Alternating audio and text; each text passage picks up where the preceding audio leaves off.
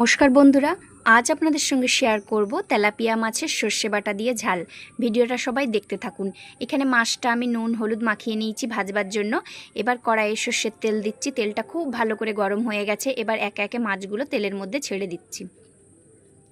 মাছগুলো খুব সাবধানে একে একে তেলের মধ্যে ছেড়ে দিতে হবে, নাইলে তেল ঠিকরে গায়ে আসতে পারে। মাছগুলো আস্তে আস্তে তেলের মধ্যে দিয়ে আমি এবার খুন্তির সাহায্যে এপিড ওপিড উল্টে আস্তে আস্তে লাল লাল করে ভেজে নেব।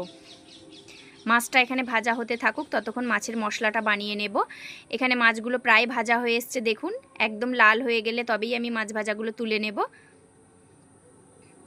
মাছ ভাজাগুলো এবার তুলে নিয়েছি। ওই একই তেলের মধ্যে দিচ্ছি পেঁয়াজ কুচি, আর দিয়ে দিচ্ছি একটু ফোড়ন আর দুটো তেজপাতা।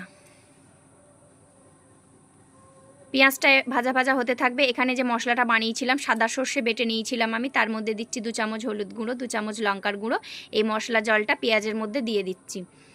ঝোলটা খুব ভালো করে ফুটে উঠলে এবারেতে 1 চামচ জিরে গুঁড়ো দিচ্ছি, 1 চামচ ধনে গুঁড়ো দিচ্ছি, আর দিচ্ছি পরিমাণ মতো নুন। এবার খুব ভালো করে ঝোলটা ফুটে উঠলে ভেজে রাখা মাছগুলো কড়ার মধ্যে দিয়ে দিলাম। ঝোলের মধ্যে মাছগুলো 5 মিনিট ফোটালেই একদম রেডি গরম গরম সর্ষে বাটা দিয়ে তেলাপিয়া মাছের ঝাল। তেলাপিয়া মাছের ঝালের কালারটা দেখেই আপনারা বুঝতে পারছেন যে ঝালটা কত সুন্দর বানিয়েছি। আর গরম গরম ভাতের সঙ্গে এই ঝালটা একদম খুব সুন্দর মানাবে।